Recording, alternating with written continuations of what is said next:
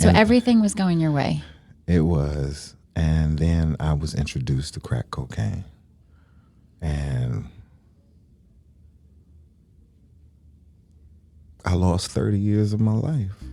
Marlon BaCote was the son of a prominent Virginia family who had just arrived at college on a football scholarship.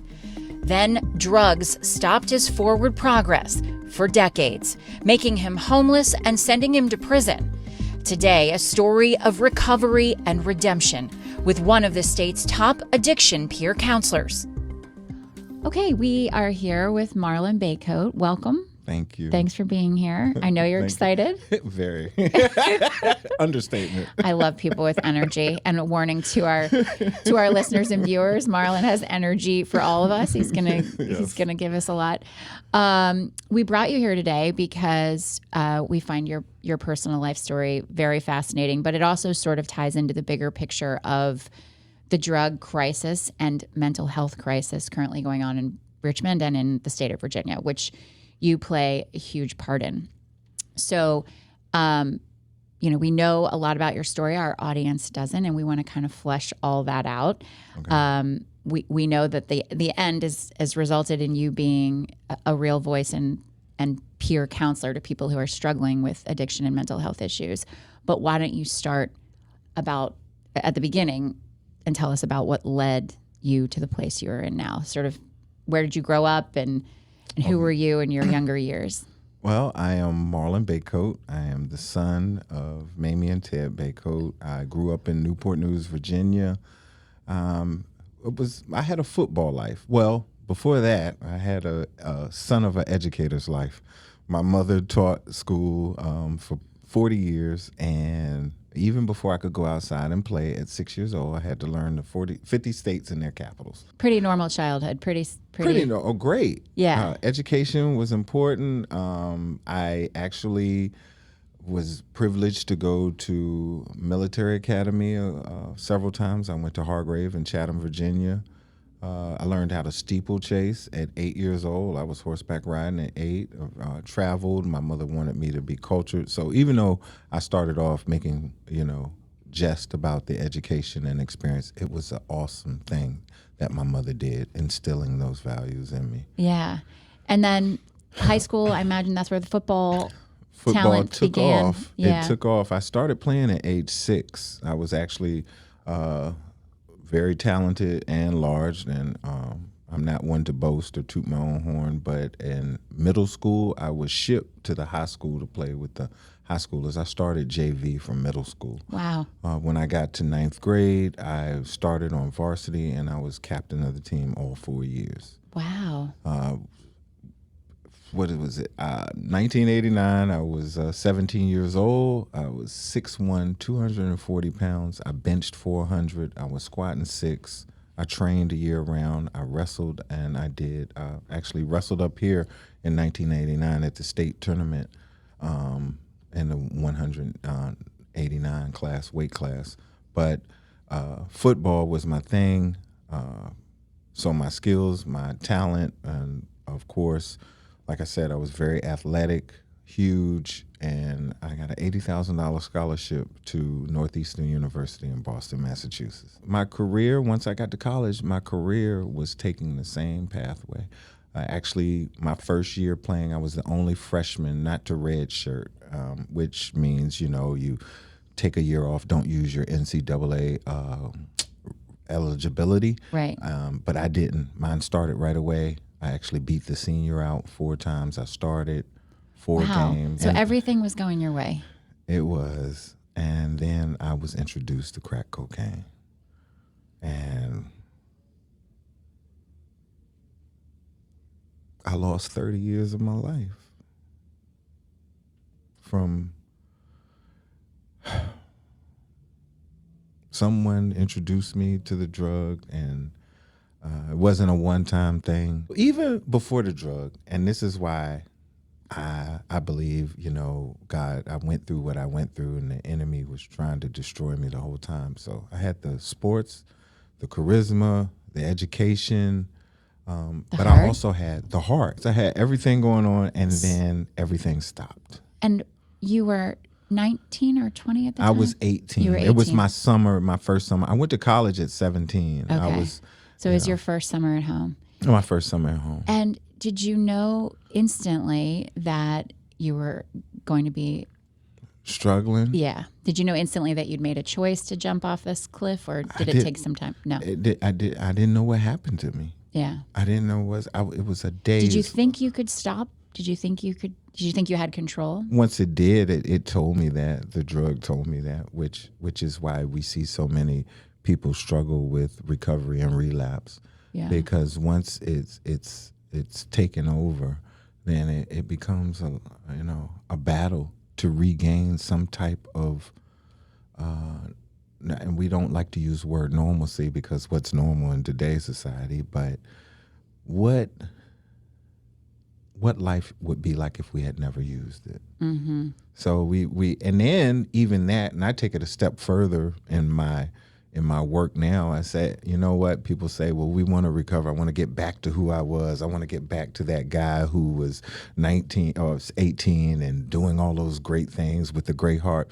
And I tell people, no, I don't even want to go back to that because that person was on their way to making the decision. Right. They were about to make a bad choice. Yeah. So I don't do that. I'm like, no, let's just rework this thing. Let's rethink this thing. I don't even want to be that person, as great as he was, if he hadn't been introduced to, that drug. But so did it take over your life right away? Immediately. Yeah. I had the innocent mind. I wasn't, I had no street credibility and no knowledge. How were you getting it?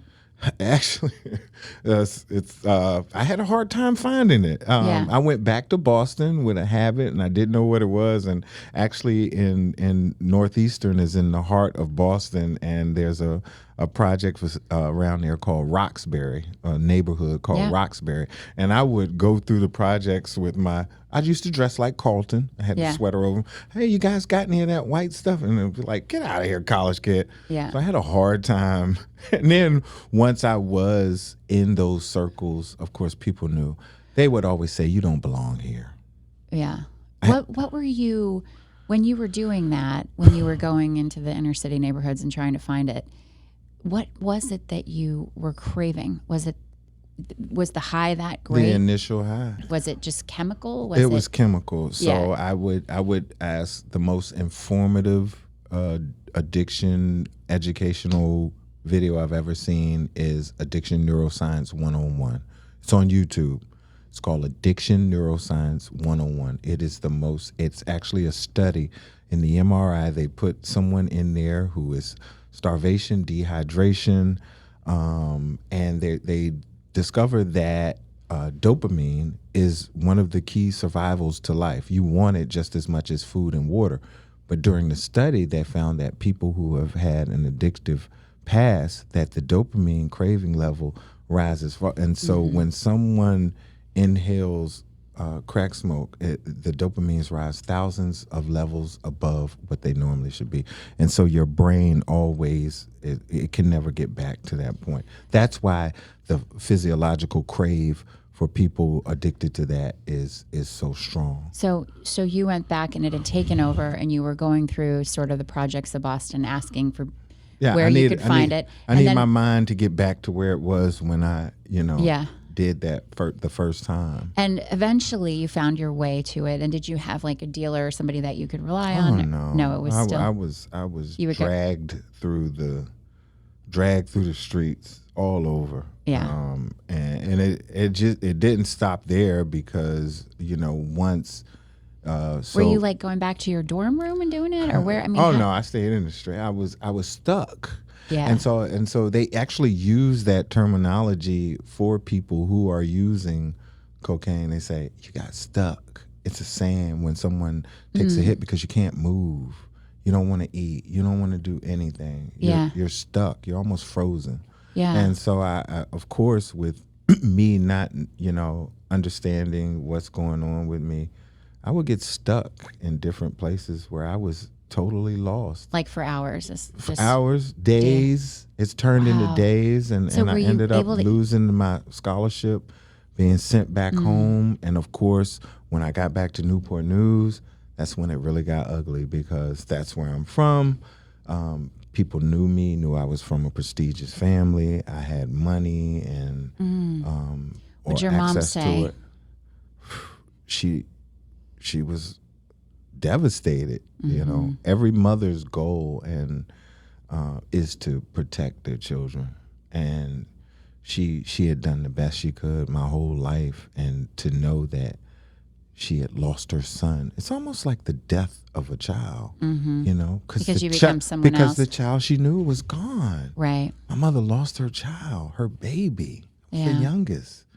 So what happened when you came home? Did you immediately try and find it? Yes, Yeah. and that's when I couldn't get enough, and then, you know, actually, I tell my addiction story all the time when I go places and speak. I say, "Hey, I'm allergic to smoking crack." I break out in handcuffs.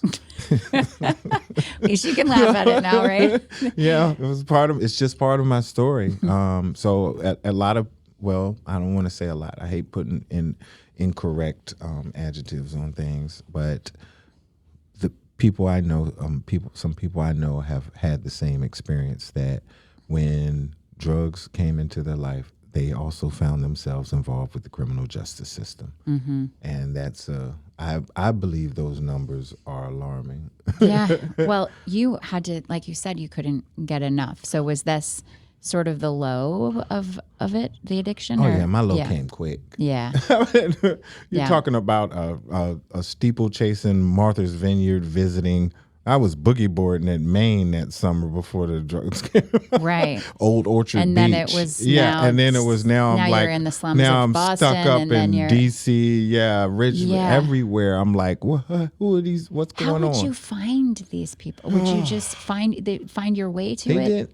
You know what? I didn't have to find it. They found me. You know, light attracts, even if it's in dark places. And so, like I said, I still had that heart, and like I was covered in all of those places I went. Had some of the most interesting relationships. I would go actually, and so while we're in the addiction story, so my mother's very prestigious. At the time, she was still just a school teacher, not just a school teacher. So Yeah. I love educators. But she hadn't become elected yet. No, not elected to city council or to the House of Delegates. But at that time, she's prestigious. But my aunt was here in Richmond. My aunt, her sister is Dr. Grace Harris, Dr. Grace E. Harris, who VCU has named a building after her. Grace E. Harris Hall. She was one of the first black female provosts of a major university. And then her other sister, Sue Wilder, is one of the NASA's Hidden Figures. My Wow. mom's other sister sent the rockets into outer space. So, Yeah. and here I am, you know, suffering. She's lost a child. She's Does she want you to get clean? Is she she's telling you to extending clean? all her resources, all her love, everything. But she's fighting an unknown battle. Yeah. You know, we're talking about at the height of the crack epidemic. You know, movies like New Jack City are out, and Right. it's rough.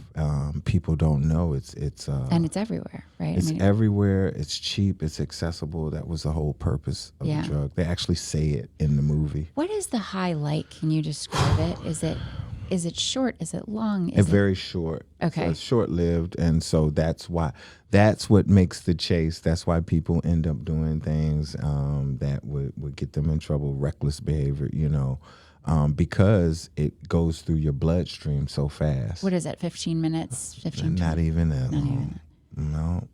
And so And then, you know, and it becomes expensive, and it becomes a hazard to your lifestyle, hazardous lifestyle. So you were wrapped up in this. Your mom was trying to get you out of it. Yes. And You were using every day, all day? every day, all day, and then experiencing the trauma that was related to it. So, and I don't want to forget mental health as being a part of that. So I was already living with trauma because of the pressure that was on me. And, you know, I always say parents did the best they knew how, and what they were taught, you know, so things are passed down. And I had a lot of psychological and mental abuse that I went through as a child. You know, things were tough. So I was already dealing with things internally and mentally before the drug. So, But this was your escape. It was sort of exactly. I didn't have to be what everybody thought I was going to be my whole life, what I grew up under, the shadow of the last name. Actually, it's, you know, in that area, my family and my mother, pillars in the community. And Did you ever overdose? no, I didn't. Okay. I You never did had any black- close calls or anything? I had blackouts, especially as later on in life, because of course I know, but you know, everybody listening might not know that your tolerance level increases, and you have to use more and more. And so it got to a point later on where I would go for days without eating or drinking, and a lot of times just pass out afterwards, you know. And I had a couple of times I had to go into the hospital for rhabdomyolysis, which is when I went in and I was like, what's that? What happened to me? And the doctor explained to me, sir, this only happens to extreme athletes and Navy SEALs. I said, huh?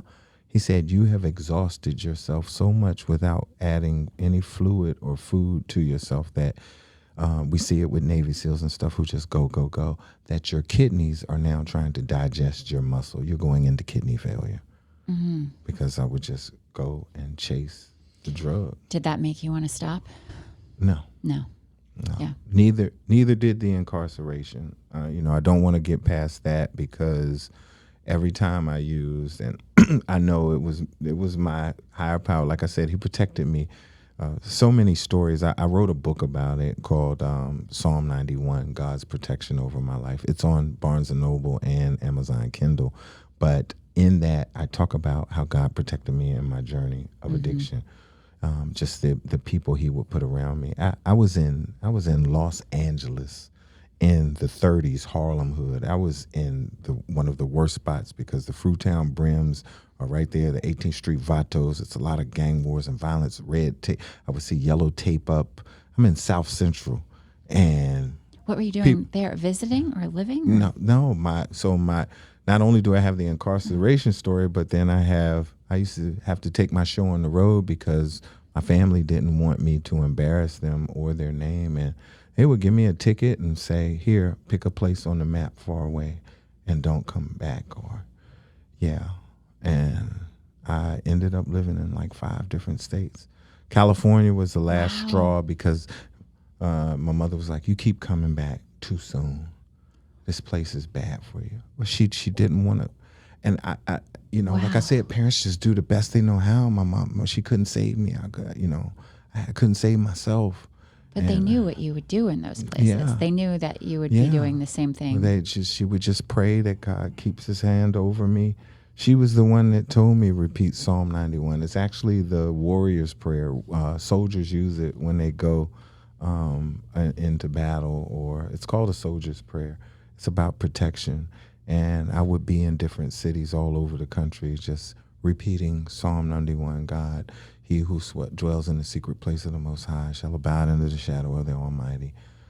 So you would go to these cities, you would get wrapped up in whatever they're doing in that city, but God would somehow what would you do show for up. Money? How were you oh even my God, living? illegal activity. I was actually locked up in 5 of those states. I would turn to shoplifting, which was always a thing, or trespassing, panhandling, and that's why I call them homeless people crimes. Were you homeless?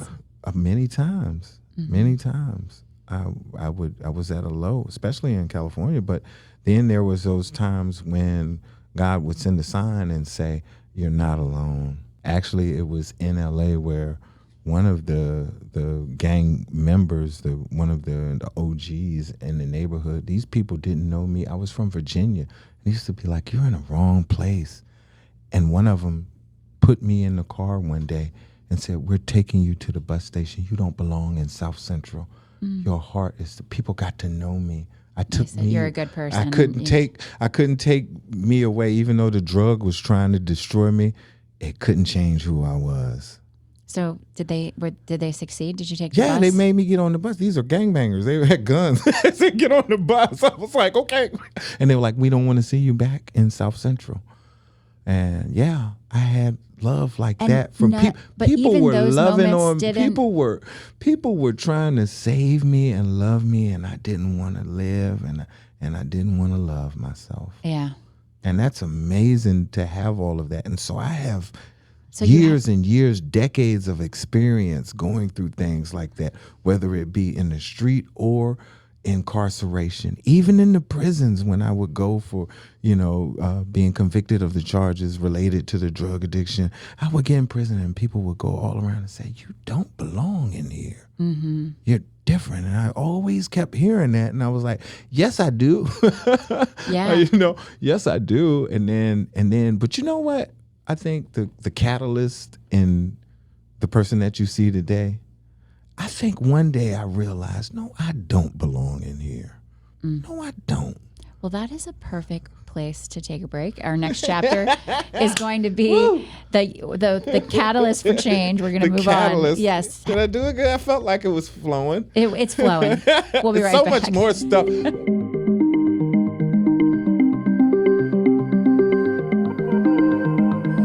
We know now the addiction story, how it started, the depths it went to, being flown to different cities, finding crack cocaine again and again, finding yourself in the same desperate space. Yes. And then let's talk about the other part of this chapter that's kind of interwoven with this, which is incarceration. You've spent cumulatively 23 a years. Total of 23 years. Behind bars. And they were kind of incremental, right? You got 5 here, 4 here, 1, 1, 1. A lot of ones. Yeah. Well, that was when Virginia was giving out 5 years with 4 suspended for, I think class 1 felony, class 1, class 6. I forgot which way it goes, but the low end felony was a maximum of 5 years. Right. I had several of those. And your crimes were mostly larceny, shoplifting, trespassing. I call them homeless people crimes. Right. I actually did 5 years for 2 T-shirts, and I did another 5 years for shoplifting 2 bottles of lotion. I did 10 years in prison for less than $50. Gosh, that's hard to understand. Yeah, well, there was a thing called third offense misdemeanors in Virginia, and I spent the bulk of my time incarcerated for those crimes. Yeah, and all of this was because you were trying to get your next fix. Trying to get my next fix, and when George Floyd was murdered and the sweep of criminal justice reform was going across the country, I wrote the Virginia General Assembly. I told them my story, and they took those laws off the books 2 years ago. There's no more third offense misdemeanor. Yeah. You're not going to go steal $1 for and stealing T-shirts. And the weight on the taxpayers. So my mother was in politics. I know we hadn't got to the part about her being elected to the House of Delegates, but I started seeing the importance because she sat on the finance committee, health, welfare, institutions. My mom sat on 3 committees, and I know in one of those, taxpayer money was important.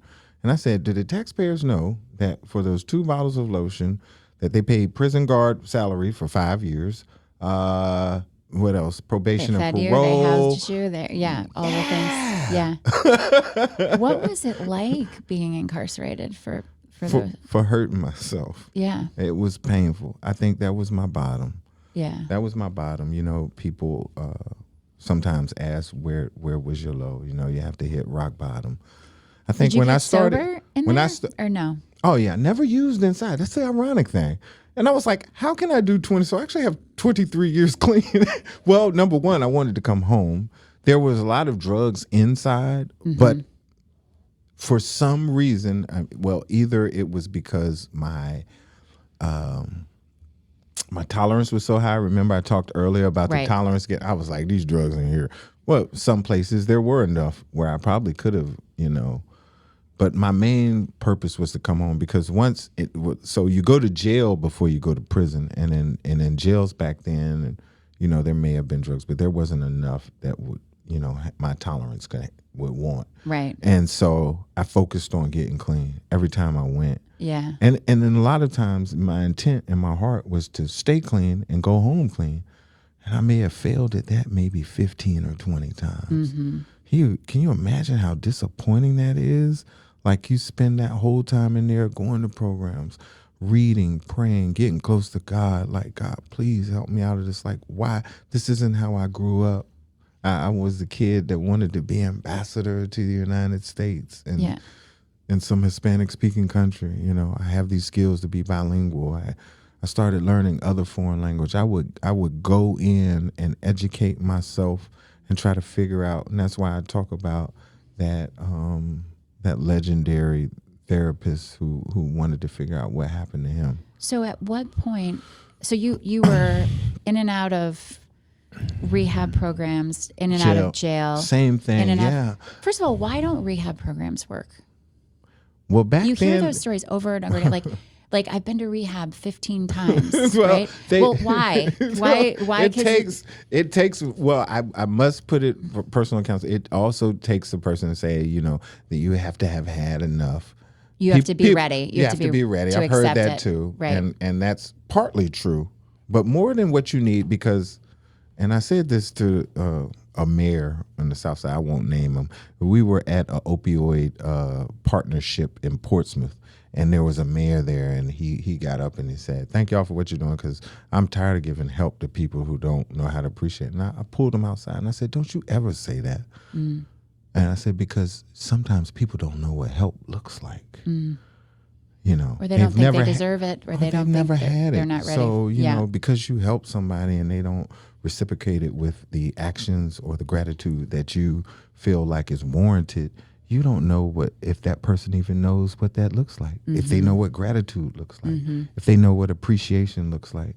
I just wonder if those programs are reaching people at the level that, that they need to be. I do wonder, because I'm like, gosh, people will spend thousands of dollars and go to these places, and it's 8 weeks or 10 weeks or 12 weeks, whatever it is, and then 90 to 60 to 90 days they go right back. Well, the thing that I've seen that helps the most, and I call myself an expert on treatment recovery, because I've been in multiple states to treatment programs, both as an individual receiving services, but also, I know we haven't gotten to this part, the other half of my life, the other part of that journey is providing services in different socioeconomic places. I've been a mental health professional in Northern Virginia. I've worked with substance use all over the country, in North Carolina, all the way from North Carolina to D.C.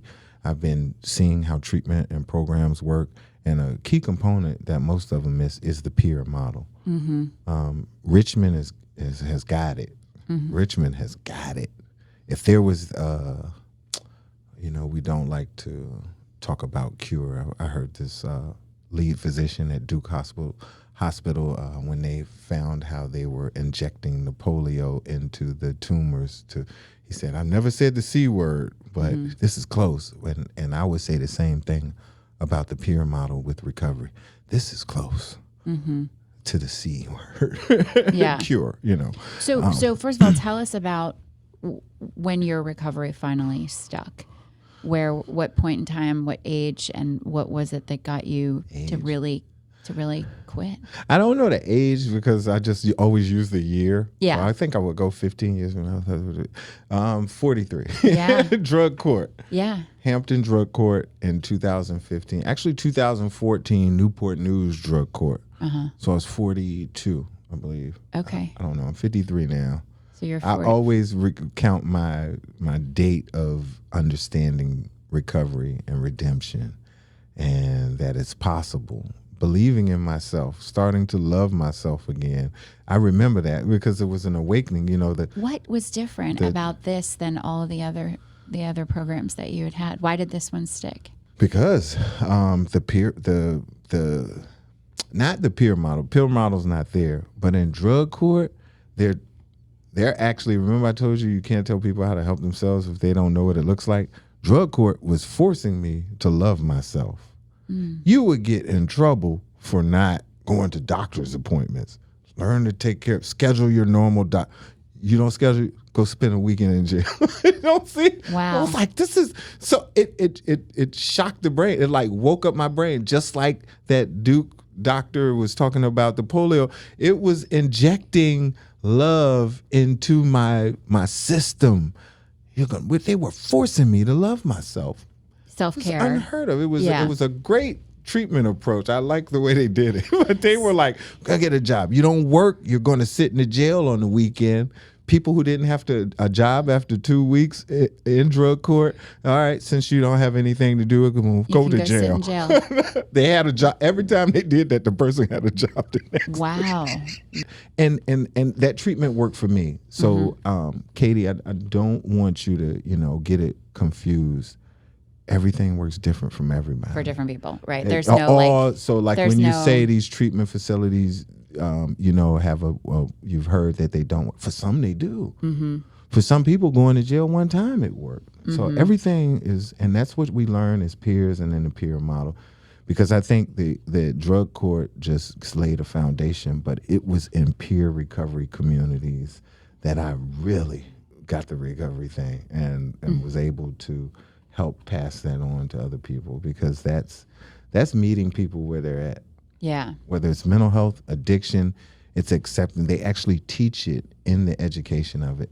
Meet people where they're at. And that's what Richmond is doing. Out of the over 30 recovery communities licensed by the state to operate as a recovery community, and they have to pass a certain inspection to get that accreditation. Out of the 30, there's 17 in Richmond. Wow. And the surrounding areas. Now that you've been sober all these years, guess it's like 10, right? Like a decade? Yes, I've had slips. But periods of survival. Mm-hmm. Okay. This is the longest I've been on this journey. I spoke to a recovery group yesterday, and I went around the room and I told each one of them, I said, you are so resilient because of what you've been through.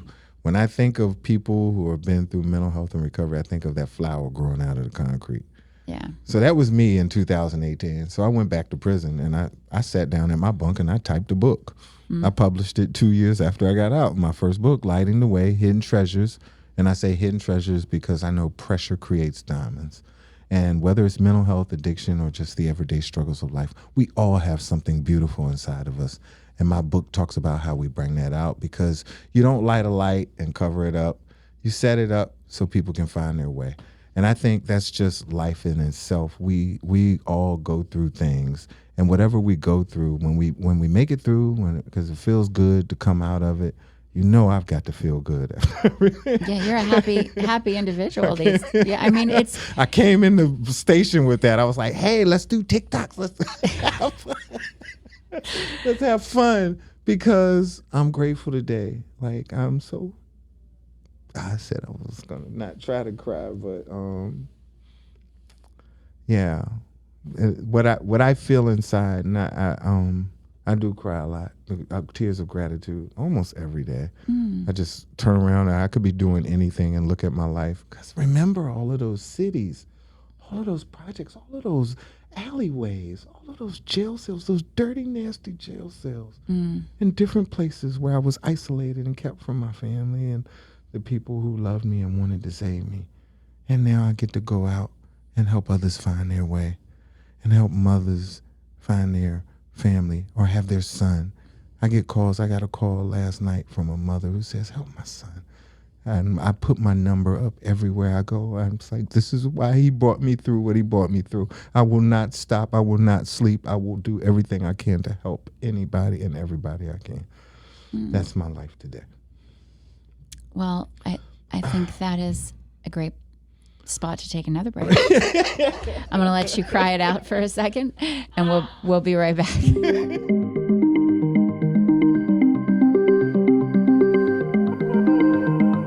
Okay, so we're back, and now I want to talk sort of about the state of Richmond and Virginia generally in terms of addiction. like you were just describing, you said you get phone calls from people. You counsel people regularly now. You're asked to be sort of an inspirational speaker in a lot of settings where people need, mental health and addiction services. What is the biggest challenge for Richmond in terms of drug addiction? Is it fentanyl? It's certainly the word we hear the most when we most definitely overdoses. I do urinalysis weekly where I work at, and fentanyl shows up at least once a week. Yeah, and is it? I mean, I know you were able to conquer your addiction over a long period of time, but is fentanyl recovery? Is it worse? I mean, are there odds not as good? It's the physiological aspect of that where it affects the body. Yeah. And so whereas it's crack cocaine, it's a mind thing.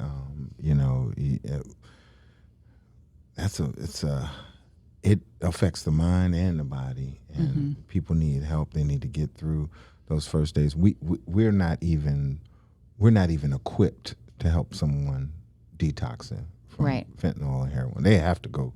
It's medical. They could die. Right. Yeah, it's that bad. So they need to go to a medical facility or a hospital, Tucker's or Pavilion or somewhere, and get through those first stages, because it's different for everybody. But for everybody I've seen detoxing from heroin and especially fentanyl, they have to get medical treatment. The statewide numbers that have come out have been pretty positive and show sort of an optimistic picture. Fentanyl deaths were down like 44% from year to year. Yes. But do you still think there is an overwhelming need for services? It's a huge need. I have a friend who works at Centera, and we were talking last night, and she said the backlog for behavioral health in Tidewater and for 3 of their facilities is over 3,500 people on a backlog.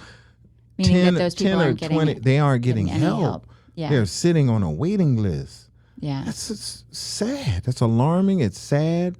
And I think Virginia, in a lot of instances, is doing the people, the most vulnerable population, a disservice by not providing those opportunities or providing the people who could help. Right. So that sort of leads into the next part of our conversation. We talked about peer counseling and the benefit of having someone who has experienced addiction, has experienced these lows, and can relate to you to try and aid in your recovery. But in Virginia, there are barrier crimes, 160 of them, according to you. Over 160. That prevent people like yourself, peer counselors, from working in state-run facilities. In state licensed facilities, they can't work. Right. And you can imagine how many state-run facilities at the hospital, community services boards, things like that, that a lot of the smaller agencies that, bill clients who have Medicaid because they have Medicaid and that's their only type of insurance, then normally they're state licensed. And so in those situations, the state will say, everything that you did, everything that made you who it is, Marlon, because you have that history with the criminal justice system, we don't trust you to work with these people in a state. Either we don't trust you, or our system and our laws are so archaic and unfair and unjust that we don't allow you to work. Because it's not that I'm unsafe or not that I'm not qualified. I'm actually extremely qualified, because 2 years ago I passed a federal background check and did a service term for AmeriCorps and worked right here in Richmond at the McShin Foundation. Mm-hmm. But they didn't even need me for that vulnerable population on Medicaid, because they're a nonprofit. So I wouldn't have had to go through a background check with them. Yeah, it just seems like with all of those people waiting for services, it seems like there's got to be a better way. It is. I published the Virginia Pilot and the Daily Press published an article I wrote on the Medicaid unjust system, where I talk about all of this, and I am pleading with our legislators, when they come to the next term, please change those laws, because the state is issuing a license that we can't use. Over the half of the certified peer recovery specialists that obtain a license from the state can't use it in certain settings, and that's the setting where people, it's boots on the ground. These are the state-run agencies where I can have direct contact from the moment you decide to, like the mobile crisis units where we go out with the police. Yeah. If the state licensing is anywhere involved in that, I can't be on the ambulance. And you'd be open to, I mean, if they said, okay, we're going to have, stipulations and accountability measures attached. It's sort of like a check on, checks and balances. Something. Yeah. So but that stop telling all these people they can't work, and stop fooling the taxpayers and saying, well, we are issuing these licenses and we're doing a payback. The state will pay the tuition for some people to go back to school for jobs that they can't use, because not only does that barrier crime affect people who have peer recovery licenses, but any type of behavioral health or disability. You're talking about nursing homes everywhere. It's a lot of people. Well, tell me this, in your recovery, do you still, is it a daily battle still? Is it still a struggle to stay sober, or does it get easier? It does. That's where the hope shot is. So I talked about the possible C word, the cures, the peer model. That would be in the treatment side. For the individual, for the closest thing that if I could put a word to a cure for, it would be the hope shot. And so when people recover, that means they found something and hope in something that's better than the life they were living. Imagine decades, everything I went through, all those places. Then it had to be something lit up inside of me that says, oh, there's a better way. The hope shot. And for me, that hope shot is, whereas I had for almost 20 plus years, inmate numbers behind my name, in a few years, I'll have DR in front of it. I'm working on my PhD. Changing things like that. Also, this week, I was announced as one of the 10 for 10 recipients of the Canary Impact Fund. I just was awarded $10,000. The addict like me, the guy who had lost it all, walking around the streets homeless, some national agency said, we're going to invest $10,000 in you. We don't care how you spend it. We believe in you. That's crazy. It's so amazing. It's so amazing. I jumped up and down. And I got the call that I won the award when the election was going on. I was outside and they were like, we need to Zoom with you. The board of directors was up there. And they were like, we want to give you $10,000 because we believe in you and what you're doing to help change systemic change. And specifically, it was for justice-involved individuals. So things are trending up for you. Yes, I have a lot of hope. And people are still giving me what I try to give. That's the key. And so I did a training 2 years ago for the Virginia Department of Health where I trained firefighters and police. And I said, in the stigma, that's one thing we have to do. If we want to heal, if Richmond wants to heal, we need to change the way we view people suffering with mental health and addiction, even providers. Some of them need to change the way, because they see the revolving door and they become desensitized and they start mistreating people because, oh, you're back again. You don't say that. You say, come on in.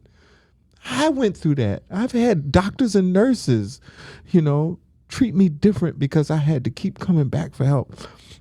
We need our community. We need our own community. And I tell my own black community, we use derogatory words like fiend and crackhead, and yet we tell people, come out, what's wrong? Why won't you share? Why would I want to tell you I need any help if I know you're going to say things bad, but use derogatory words and say bad things about me? There's so much, and even the addict himself. We need to end the stigma about how we see ourselves, how we judge ourselves. We need to love ourselves more. Change the name. I tell people, I speak about this when I go places, change your perspective. If you change the way you view things, things you view will change. Start looking at things differently. We've dropped the number in deaths and fentanyl. We can do a better job. One life is too many. And it's going to take a lot of love. It can be done, people. It's not impossible. People using drugs, the only way they use drugs is because they don't love themselves enough not to do anything that can harm them or kill them. That says a lot about how much we're loving each other. Well. Oh, okay. I think don't know where that came from. I think it's inspiring, and I think it's interesting, and I think your whole life story. You know, I mean, I think we have like gotten a small snippet of what is a much larger. We need to do a series. Yeah, several hours. Marlon, thank you for coming today, and I wish you all the luck. And you know, I know a lot of people are depending on you, so. Right. Good luck out there. Thank you. Thank you for agreeing to the TikTok I'm going to post later. Oh, geez. No promises. We shall see. See you next time on Untold. All right, bye. Untold is a production of WTVR CBS 6. Executive produced by Mike Bergazzi and Katie Beck, directed by Nick Maharaj and Brock Taylor, and edited by Curtis Akers. Follow the show on Instagram at Untold_WTVR.